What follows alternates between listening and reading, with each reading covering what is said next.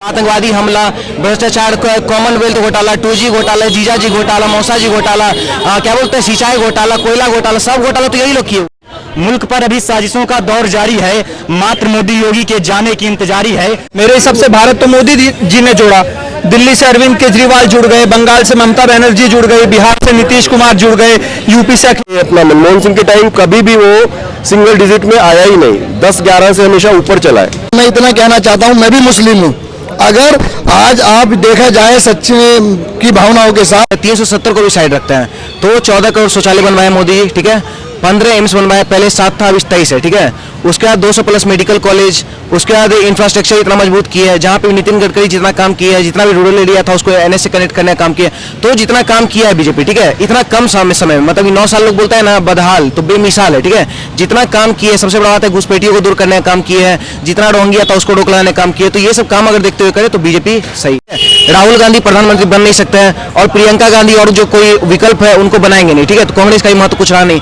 आपको बताते हैं जो मजबूत पार्टी है कांग्रेस, मान लीजिए कहीं ना कहीं अस्थायी पार्टी है, बहुत पुराना पार्टी है, तो कहीं ना कहीं मजबूत अपने आप में, लेकिन कांग्रेस का जहां बात आता है तो उसका सरकार है आपको राजस्थान में, ठीक है। अब महंगाई बेरोजगारी का बात की तो वहां महंगाई, पेट्रोल का वहां दाम आपको बता दें कि 112 रुपए पेट्रोल है, ठीक है, और बेरोजगारी का दर 28% है। तो जिनसे एक राज्य संभल नहीं रहा है तो उनको हम पूरा देश नहीं दे देंगे गांधी के नाम पे। और दूसरा बात की सबसे बड़ा आप जो बोल रही है बेरोजगारी का मुद्दा कौन उठाने वाला है, जिसको देश का नागरिक को जिस पे भरोसा है, तो एक राहुल गांधी का भरोसा है, ठीक है। एक बात बताता है, लेकिन उनको तो खुद रोजगार मिल चुका है, मतलब कि वो खुद अभी इतना दिन से मतलब बेरोजगार थे, लेकिन अभी जो है अभी के टाइम में उनको रोजगार मिला हुआ है। सबसे बड़ा रोजगार अभी इस डेट में कोई है तो राहुल गांधी है। अभी सबसे बड़ा मोहब्बत का दुकान खोल के वही बैठे हुए हैं नफरत की बाजार में, ठीक है।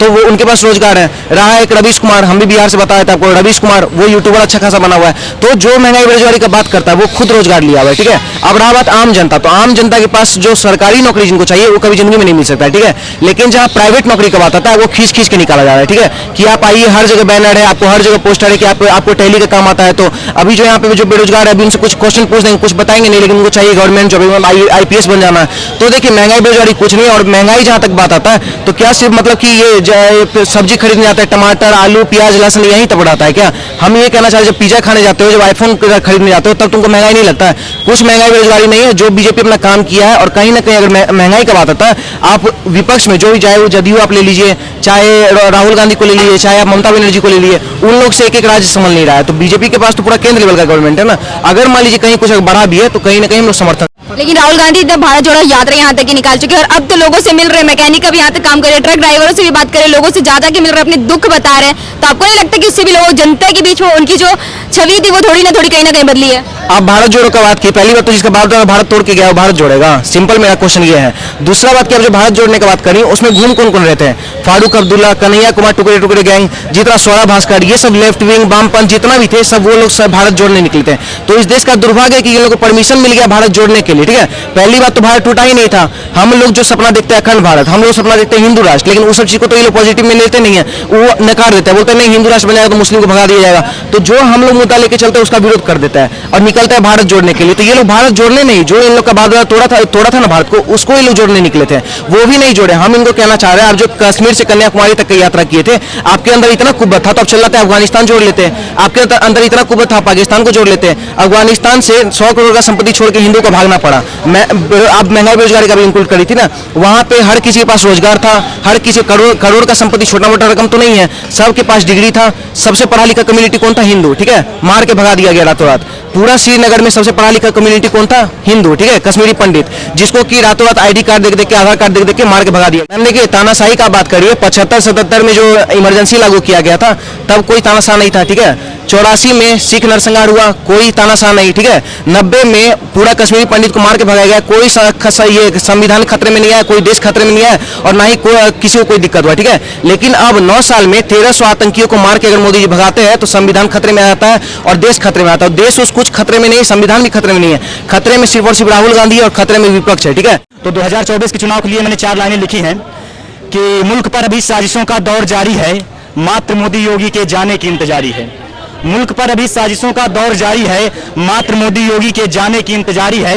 भक्षक की बातें न सुनकर रक्षक को प्यार दीजिएगा, 2024 में फिर से हिंदुत्व की सरकार दीजिएगा। आप ये देख लीजिए 70 साल के 75 साल के इतिहास के अंदर जो कांग्रेस ने राज किया है, जो गरीब मजदूर परिवार के जो लोग थे कल तक वो छप्परों के नीचे रहा करते थे, बेरोजगारी से फिरा करते थे। आज भारतीय जनता पार्टी की सरकार 9 साल का जो शासनकाल रहा है माननीय नरेंद्र मोदी जी का, जो 2.5 लाख रुपए अगर देने का काम किसी को किया है, गरीब मजदूर परिवार को तो नरेंद्र मोदी जी ने किया है। भारत आयुष्मान कार्ड अगर 5 लाख रुपए की आप इलाज की बात करते हो तो भाजपा सरकार ने देने का काम किया है। अगर नरेंद्र मोदी जी ने किसी को राशन फ्री में देने का वादा नहीं किया था, लेकिन आज की कंडीशन में नरेंद्र मोदी जी ने राशन फ्री दिया और सबको दिया, तो अब आज हर आदमी हिंदुस्तान के अंदर लोकतंत्र के अंदर आजाद है। रोडों पर हमारी माँ बहनें आसानी से चलती है 11 बजे 12 बजे। अब डर किसी चीज का रहता नहीं कि कोई चैन लूट के ले जाएगा, कोई गर्दन पे चूड़ी मार के चला जाएगा। आज गुंडा माफिया लोग या तो देश छोड़ के भाग गए या वो बिलों में घुस गए।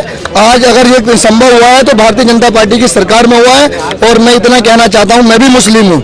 अगर आज आप देखा जाए सच्ची की भावनाओं के साथ, प्रधानमंत्री जी ने सभी गरीब मजदूर परिवारों को साथ लेकर चलने का काम किया और सबको रोजगार देने का काम किया।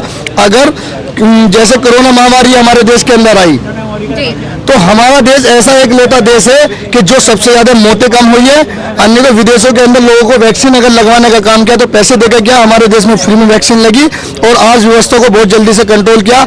आज हमारे सभी माँ बहनें रोड के ऊपर सुरक्षित हैं। ये देश के यशस्वी माननीय प्रधानमंत्री नरेंद्र मोदी जी की देन है। ऊपर वाले ने क्या करा। लेकिन विपक्षी तो बोलते हैं कि ये जो जाति धर्म का खेल है वो भी मतलब मोदी की सरकार ही करती है। और साथ साथ में राहुल गांधी बाहर जाके कह रहे हैं कि यहाँ की देश की मुस्लिम खतरे में है। देखो, ये सब विपक्ष सिर्फ दोगली राजनीति करते हैं। कल तक यही लोग एक दूसरे के ऊपर आरोप लगाया करते थे।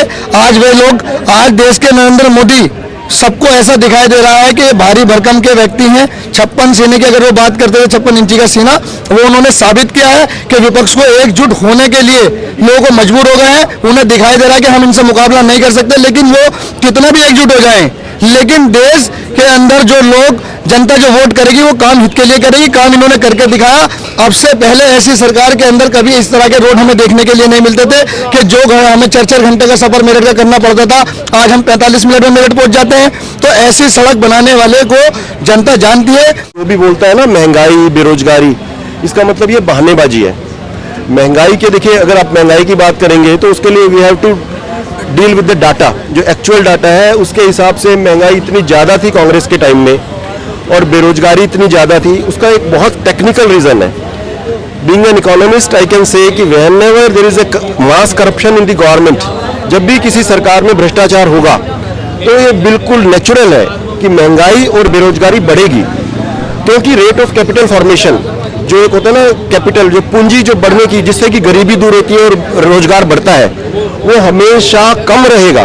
आप देखिए इंदिरा गांधी के टाइम तो एक बार 3-4 साल तक 48%, 48% महंगाई की दर रही थी, इन्फ्लेशन रेट जो रहा था। और मोदी, ये अपना मनमोहन सिंह के टाइम कभी भी वो सिंगल डिजिट में आया ही नहीं, 10-11 से हमेशा ऊपर चला है। ये लोग अपना 4.5-5 पे महंगाई कर रहे, वो इन्फ्लेशन रेट लेके आए और आप कह रहे हैं महंगाई है। भारत जोड़ो यात्रा पे पहली बात तो किसने भारत जोड़ो यात्रा शुरू की थी, आप बताओगी जरा। राहुल गांधी ने भी राहुल गांधी जी ने भारत जोड़ा। मेरे हिसाब से भारत तो मोदी जी ने जोड़ा। दिल्ली से अरविंद केजरीवाल जुड़ गए, बंगाल से ममता बनर्जी जुड़ गई, बिहार से नीतीश कुमार जुड़ गए, यूपी से अखिलेश यादव जुड़ गए, महाराष्ट्र से उद्धव ठाकरे जुड़ गए। सारे जो भी एक दूसरे को अभी तक गाली देते चले आ रहे थे वो आज एक साथ हाथ उठा के ऐसे खड़े हैं। तो भारत तो मोदी जी ने जोड़ा ना। जो विपक्षियों को, जो दुश्मनों को जोड़ दे वो जोड़ने का काम होता है। तो भारत तो मोदी जी ने जोड़ा। और जहां तक रही रोजगार बेरोजगारी की बात, कहाँ बेरोजगार है बताओ। 10वें नंबर से 5वें नंबर की अर्थव्यवस्था आ गया है, अभी तक ये देश बेरोजगारी है। इसके पहले क्या हर आदमी के घर पे माइक्रोसॉफ्ट और गूगल जैसी कंपनी खुली हुई थी क्या? मुझे तो नहीं पता ऐसा कुछ था। इसके अब सैमसंग की वो बन रही है, भारत डिफेंस एक्सपोर्ट कर रहा है, ब्रह्मोस जैसी मिसाइल एक्सपोर्ट हो रही है भारत से। भारत पूरे ये थाईलैंड को और म्यांमार को जोड़ने के लिए इतनी लंबी सड़क बन रही है भारत में। 35 किलोमीटर रोज की सड़क बन रही है। कतर को छोड़ के अब गिनीज बुक रिकॉर्ड हमारे नाम है सड़क बनाने में। तो ये सब उपलब्धि नहीं है, ये सब के लिए रोजगार नहीं लगता।